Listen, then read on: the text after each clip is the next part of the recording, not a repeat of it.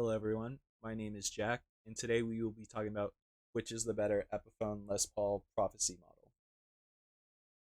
Quick disclaimer though, these are all my personal opinions on these guitars, and if you feel differently about anything I say, please feel free to talk about it in the comments below. Also, I know there's technically a third Les Paul Prophecy with passive pickups, but today we're only talking about the prophecies with active pickups. Alright, we'll talk about the Les Paul Prophecy EX first. This model was sold from 2012 to 2019, and I personally bought mine used for $500. This will be the cheaper option of the two guitars, as the newer Les Paul Prophecy is higher spec. Alright, let's first start off with the pros of this guitar. So the first thing is this guitar has EMG pickups, 81 and an 85 I believe. It also, another pro is that this has a satin neck, which I haven't really seen in many other Epiphone guitars. I personally prefer satin necks over gloss necks. I just feel like it's way smoother to go up and down the neck with the satin neck. Another thing I like about this guitar is that it has a quilt maple top. Could possibly be a veneer. I'm not too sure. I've tried to look through the internet to find out if this was a veneer or if it was like a real quilt maple top, but we'll just go with a veneer for now since it's Epiphone. That's probably most likely what they did. But either way, I personally love quilt maple top or quilt tops over flame tops. They just look way more beautiful. I don't know if you can really see it through the camera, but in person, this quilt top looks amazing. One more thing is that this has a thin shredder neck, which makes it really easy to go down the lower frets. And it's really small if you've ever played, or it's really thin if you've ever played an Epiphone or a Gibson. It is really small compared to like the regular models. And actually, sorry, one more thing is that this makes it really easier for me to play metal and hard rock music. And I personally am the biggest fan of the color blue. I love sapphire blue, and I've never seen a Les Paul shaped guitar with sapphire blue. So when I first saw this on the market, I just had to get it no matter what.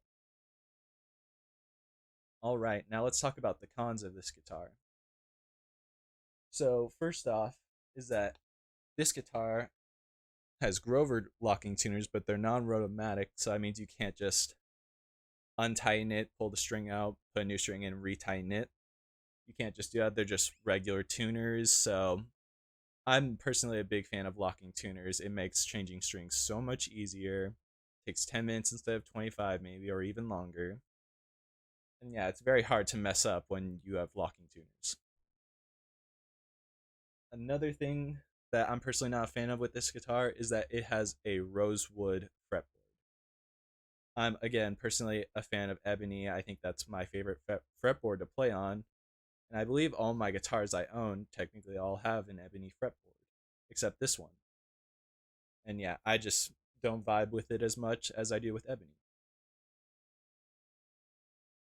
For this guitar too, it's actually pretty heavy compared to the newer Les Paul Prophecy. They didn't do any like weight cut or like made any like holes inside to make it weigh less. It feels like a heavy Les Paul guitar, which a lot of Les Pauls are known for. And again, people can like heavy guitars. I'm just personally not a fan of trying to like stand with this for longer than an hour. It just destroys my neck, honestly. And yeah, that's why it's a con for me. One more thing, actually. I don't know if you guys are a fan of this, but I'm usually a fan of the diamond block. Now, what this like coffin looking logo.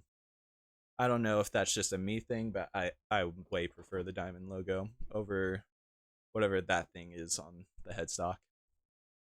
All right, now let's talk about the current model Les Paul Prophecy.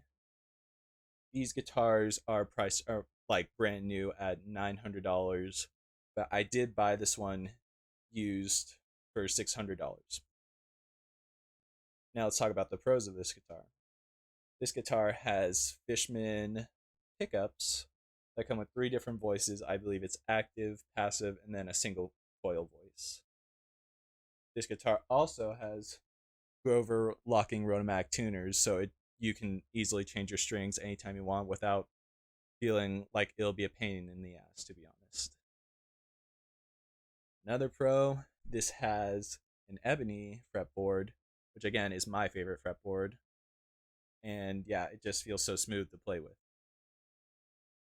I tried looking this up on the website, and the neck was said to be an ergonomic, asymmetrical, slim taper shaped neck, which, if I had to compare it, think of like the biggest Epiphone or Gibson neck, and then think of like the thinnest Ibanez neck. I'd say it's like probably in the middle of that, where it's not too big, but not too thin either.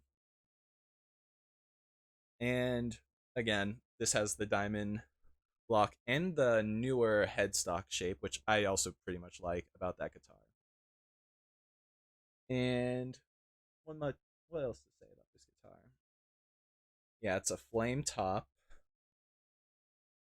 which again looks good. I think this color was called like the olive tiger, which again does look nice. It almost reminds me of a Silverburst Adam Jones guitar.